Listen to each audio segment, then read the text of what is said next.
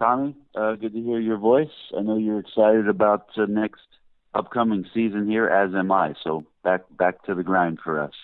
I'm actually excited, really excited, first time in a long time, obviously for selfish reasons, of course. And it's actually always good to break barriers and buck trends, and I guess we can do it on this show. We've had you on a few times over the years. Believe this is number 3. Never really discussed the Celtics with you, largely because we discussed plenty of Celtics on this show, and you've been one of our go-to guys to go around the league with, which we'll do a little later in this segment. But the primary reason is that, well, the Celtics have never really been worth talking about from a national point of view in the times we've had you on. But now I'm really intrigued what people outside the region think of the Celtics being any sort of a factor in the landscape of the league. Yeah, I mean, it's been obviously, I think everything started when Danny Ainge went a little bit outside the box there and hired Brad Stevens and drew a lot of attention with not only the hiring of Brad, but the commitment to Brad to being in Boston. I think it was a 6-year deal at the time that he had signed. And so for a college coach with no pro experience, sort of shot out of a cannon with a couple years there at Butler, people kind of were looking to their right and to their left, like, what is Danny doing? Where are they going? And since that time, I think everybody's realizing that Danny Ainge is still pretty smart. He's been smart in the past, and he's still pretty smart. And Brad Stevens has got himself, in a great position there in Boston to keep making some strides with a young team and a style of basketball that I think a lot of people recognize as being forward-thinking. And the roster's starting to take some shape, and Danny's starting to make some moves to get them competitive. And last year was great. I think a little bit further than what they expected, obviously, but, trying to build on that and get ready for the upcoming campaign. Yeah, it's scary that you mentioned that he got a 6-year deal. We're actually, this is the 3rd year. We're going to be 3 years into it, and there's already some vague talk outside the organization. Some people I've had on this show that have mentioned, hey, the Celtics have to make more strides or else he's only added to his own personal resume, Brad Stevens, with the job he's done with the team. But I want to talk about the prospects of the team, especially with what I've seen so far that's come out over these past few weeks. I have to admit, as a fan, I was a little lukewarm heading into the season, largely because I thought the way they constructed the team, there would be a number of issues on the roster. But judging by what I've seen in the preseason, some guys have already prayed their ways out of roles, and I think that's beginning to settle itself out. And then there's been the influx, I know you're going to love this, Bones, but the influx of algorithms, the almighty algorithms, advanced formulas, and computer-generated scenarios and predictions that have the Celtics winning 45, 48, 49 games, competing for 2 seeds. I mean, I guess it doesn't take much to sway me, but I know that's right up your alley. Well, I would say this, Tommy. There's got to be also some idea if you're a Celtic fan, and many Celtics fans are very, very knowledgeable. They understand the game more so than, 85% of the general NBA population that follow their local teams. Celtic fans understand not only their team, but basketball in general. And so it's really, hard to kind of throw propaganda out and to convince Boston that they're going to be good. They either know that or they don't. The one thing about the Celtics is that they're playing in the Eastern Conference. And so you have to remember about the teams in the East. I mean, there's really one significant clear powerhouse that resides in Cleveland and behind LeBron James that definitely is head and shoulders talent-wise and with their experience, because LeBron makes up for so many things, that is the cream of the crop for the Eastern Conference. The rest of the teams really are still trying to figure out what they're going to do, trying to take the next step. I mean, Miami is coming off of a team last year that was decimated by injuries, major players in Chris Bosh and Whiteside missing tons of time, never having really Dragic, Whiteside, that whole crew all together at the same time, and trying to get a rookie on board to play minutes. Toronto is, Masai Ujiri's reshaping the Toronto Raptor roster and trying to see if they can improve by being a little bit more athletic and dynamic on the offensive end, although their defense last year was poor, so Carroll addresses that. The Wizards, losing Paul Pierce, are going to play a little bit different style under Randy Whitman. So I could go on. But the Celtics are in a position where, because of last year and because of the roles that guys accepted last year, because people see that guys are going to improve this year in the roles that they were given last year and be comfortable with that going in, you could say that the Celtics are in a good position to be a little bit better than they were the season before. But this is not to say that Boston is in the top 10 of the teams that are competing in the NBA at this time. I mean, most of those reside out west. Dude, I got to go back to what you originally said when you were talking about generalizing Celtics fans as just so knowledgeable. Is that sort of a guy from the Bay Area where it's sort of like a Northeast thing and a Bay Area thing where, we have the opposite coasts and then everybody else in between is just not as intelligent as us folks with higher educations in the Bay Area? No, I would say Boston. Boston in general. When you get to witness the kind of greatness that the Celtics teams have, and obviously this puts me in a different age bracket than you, but we know this. Having seen great teams in Boston and understanding what it takes to win championships and standards that are set, I think that that's what it is that Boston fans are used to seeing. They understand those dynamics and chemistry that surround what a great team can be. And that's one of the things that I think that Danny really appreciates about what Brad has done with the Celtic culture, given the time of Rondo and Pierce and Allen and Garnett passing along, is that there's been a reestablishment under Brad Stevens pretty quickly with the Boston Celtics about recognizing who you're playing for, where it is that you're playing, and how it is that you're going to play. And I don't know if you get that sense, but not having been to Boston in the past couple of seasons, having to work out of a dry, dank, dark studio in Atlanta, I still get the sense in watching Celtics games as much as I do during the year that there is a general connection between what Brad Stevens does and how the team plays that seems to be pretty positive. I know, it's been 5 years. The last time was 5 years ago when they were in the finals. You were last up here, right, when I saw you that time? Well, I mean, you're replacing some pretty good talent, and you've got to start over. And Danny has had to.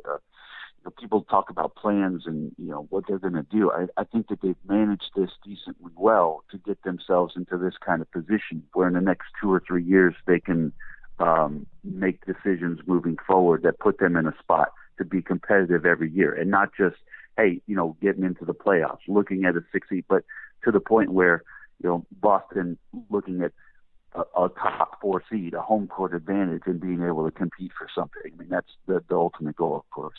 Well, I hope I was that representation of what you just described, what the Celtics fan was. Anyways, you touched upon this a few minutes ago, and it's pretty heinous on my end, but I'm going to go there anyways.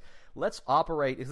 I think this is the most fun way to discuss the Eastern Conference, unfortunately. But let's operate under the assumption that LeBron James will be unavailable. And hey, I'm not. It's just fair game. Anything's fair game. But it's a nice way of putting this. Let's operate under the assumption LeBron James does not exist in the basketball landscape in April and May of 2016. Someone comes up to you, grabs you by the neck, and puts a water gun right in your ear hole, asks you for a prediction of who comes out of the East. And I'm doing it nicely. Who do you have? Well, if LeBron James doesn't exist and Derrick Rose is 75% of who he is, then I worry about the Chicago Bulls being next in line. I want to shift, because I had your pal, Tass Mellis of the Starters on not too long ago, and we talked about Tass. Hey, he's great, and we had some nice, kind words. He's very lucky he gets to work with you. I'm jealous in that end, but we had the interest level with the Cavs being such a dead mortal lock to be back in the finals, and really that's the only thing that can prevent it. Be it an injury to LeBron, and maybe the Celtics make the conference finals and play the Cavs, and 2 rabid fans kidnap LeBron in the wee hours of the night. They made a movie out of that, Brent. But, yes, it's debatable what kind of intrigue there will be in the East this year with the Cavs, and really LeBron just being on a pedestal of their own. The West, different story. Speak to anyone. They all have their favorites. I'd love to take a wild guess on who you feel is the favorite out there because of your connection with the Spurs and your affection, obviously, out in the Bay Area with the Warriors. But who would you go with? Or is there even a favorite? I don't think there's a favorite. I mean, they're legitimately, when you talk about having 5, potentially 4 teams, maybe you could throw a 5th in if you want to include the Rockets as somebody that could take it down. You're looking at the Warriors, the Spurs, the Clippers with the depth of their roster this year and some tweaking that they're going to do. the Thunder and their recovery with health under new head coach Billy Donovan, who I saw this summer, and I told him, I said, Billy, it's pretty easy. First-year coaches win championships all the time. See Steve Kerr. And then you throw in the Rockets and the Grizzlies. I mean, it's pretty awesome in the Western Conference that those teams will all have a shot. And how they play out and what happens and the matchups come the spring will be interesting. But I'm really fascinated as to probably the biggest story will be how the Thunder get going in the early part of the season.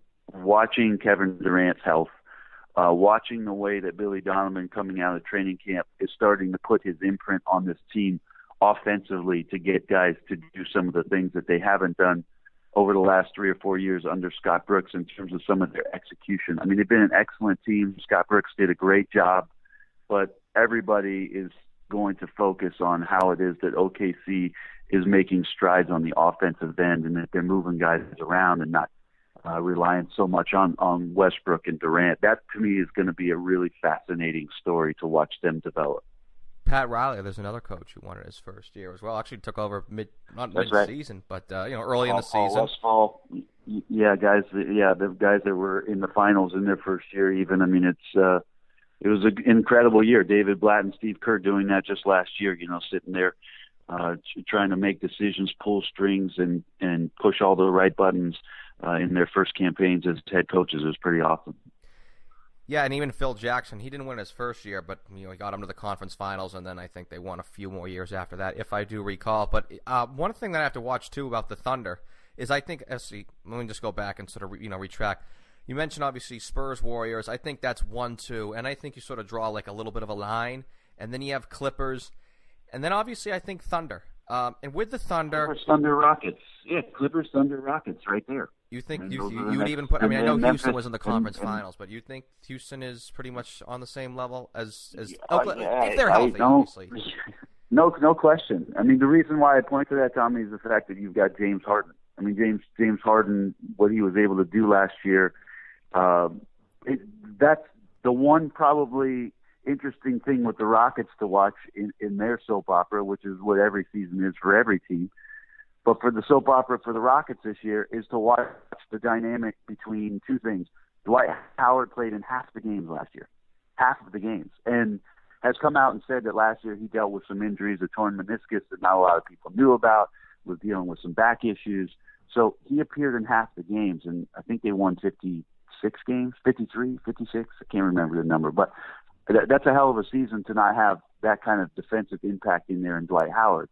Well, did that mean that guys were able to do more because he wasn't playing, or could the Rockets be better? That remains to be seen.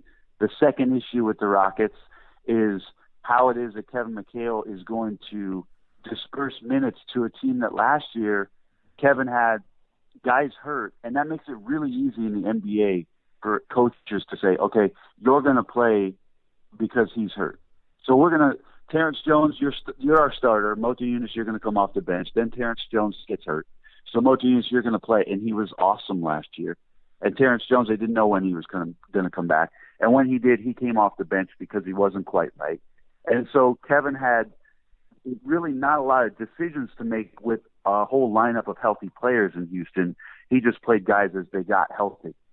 And so this year it's going to be interesting to see how he handles not only that power forward spot between Mota Eunice and Terrence Jones, but obviously Ty Lawson coming in as a point guard who commands the ball a lot, plays with the ball a lot, has to be effective because he's a point guard and has played with the ball throughout his career in Denver. How does he play off the ball with Harden, and how does that dynamic work? So there's good things in Houston, but the team is still very, very competitive, deep, long, athletic, and really tough to play against. Yeah, you're having sort of a hard time selling me on the Houston thing, largely because I guess I have no qualms admitting I'm an ignorant Bostonian, but I just look at it as, like, when I have sort of that top echelon, I feel that the Clippers could beat the Spurs. The Clippers could beat the Warriors. The Thunder could beat the Warriors, etc.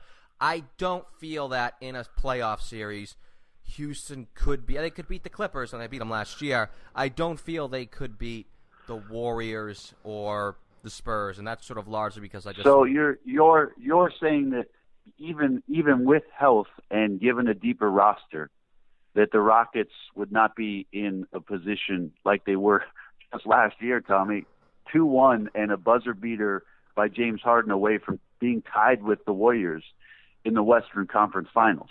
I mean, that's how close they were last year. So I find it interesting. Okay, well, that's fair enough. I don't. But there's one. I wouldn't. I just can't. You just can't think that Houston is not a team that causes some teams in the West some real problems. I agree with that. I think they could cause issues and problems. I think that they're no better than 5 seed, second round material. And if they use sort of historical comparisons or whatever, obviously the '80s Bucks. I feel like they're the '80s Bucks right now.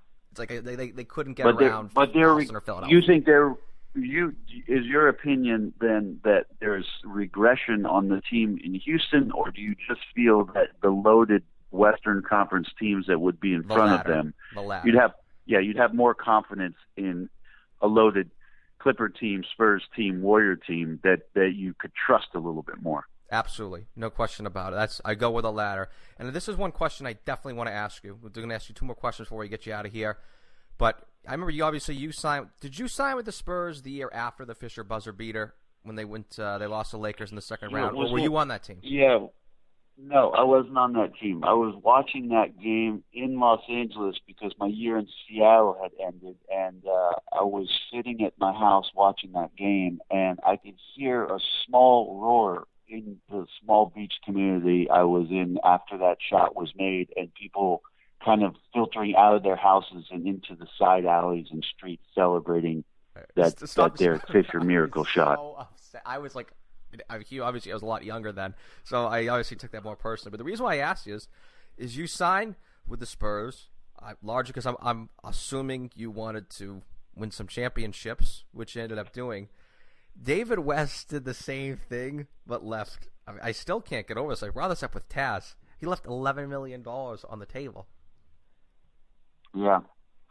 I mean, it's an incredible financial sacrifice for David West, obviously, at this point in his career. The opportunity for him to ever see that kind of financial gain and windfall will not happen to him for the rest of his life. And David West knows that. He knows that clearly, and made a choice to do something that for him he thought was going to be more fulfilling than to go somewhere and be part of a team that needed to either grow or where he's just going to be a piece to get a team into the playoffs. He wanted the opportunity to go somewhere and win. And choosing San Antonio, trust me, I've spoken with many members of the upper brass here in San Antonio, and they just felt like that was some sort of miracle. They had no idea about that it was a complete long shot. But the fact that David West was seeking them out and wanting to be part of what they were going to do next year was a coup for them, of course. Yeah, from a team standpoint with San Antonio, it's a very abstract way of describing things. It's only going to give them that much more motivation to compete and obviously to win a championship. But I still just can't get over. We shower athletes who make it clear their primary goal is winning, and then we villainize those who don't. But this one still just baffles me. Like a couple of years ago when Wade, Bosh, and LeBron supposedly left a few bucks on the table to team up, when it came down to it, with playing in a state with no income tax in Florida, and then endorsement deals they could obtain for being key players on championship teams, which they were, they sacrificed pennies in the grand scheme of things, pennies. But yeah, David West. Yeah, I think I saw some financial stuff, Tommy, on if David West had signed in a couple different locations, given the money that was out there, that it was roughly an after-tax kind of thing, where it was between $6 and $8 million net for him to make the decision to come to San Antonio. That's what his financial loss was. The number will be, people will all year long talk about $11 million that David gave up. I mean, it's somewhere in the range between $6 and $8 million, and obviously that's a huge amount of money. It's like monopoly money. It's crazy, but the sacrifice, the idea, the core about it is the fact that he sacrificed whatever that was to be part of what it is that San Antonio represents. After playing 12 seasons and being somewhere, it's kind of the opposite thought for guys at this point, where the last few years, they might think about, a final windfall to ride off into the sunset and financially take advantage of what's happened with the TV money coming in and things available. You're never going to see it again, but for David to do this and to play his 13th season in San Antonio as a piece, a guy that's not going to play a ton of minutes, a guy that's used to, getting 12, 13 shots a game for his career and playing 32 minutes is now going to be relegated to, nights where he might not play or nights where he's going to play 15 minutes and might not see the ball that much. More important for him to be part of that winning than to be in line at the bank. No, it's really just mind-boggling. I mean, we talk about obviously the $6 and $8 million. I mean, I have no qualms admitting I'd be willing to commit high crimes and treason for that kind of money. But lastly, we all are in that same boat. Yes. Lastly, though, this is all for fun. Give me your runner predictions here. I'll just give you two little individual awards. Give me your MVP, and then I'm going to say Coach of the Year because that's going to kind of give us a clue on who you think will overachieve this year, and then give me who over who in how many games in the finals. You're on the spot. I don't know if James Harden can be as good as he was last year, but I feel like Steph Curry and LeBron James don't maybe have the exact same motivation. Trust me, they want to be great players and they want to lead their teams. But I think James Harden has a chip on his shoulder, and so I might lean towards James Harden actually being the MVP this year and seeing if he, can kind of replicate what he was doing last season. Who else were you looking at, Tommy? Give me Coach of the Year, and then who over who in the finals and how many? Coach of the Year,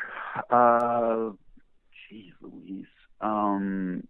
That's sort of like your surprise team. I mean, it's an I indirect question for me to answer your surprise team.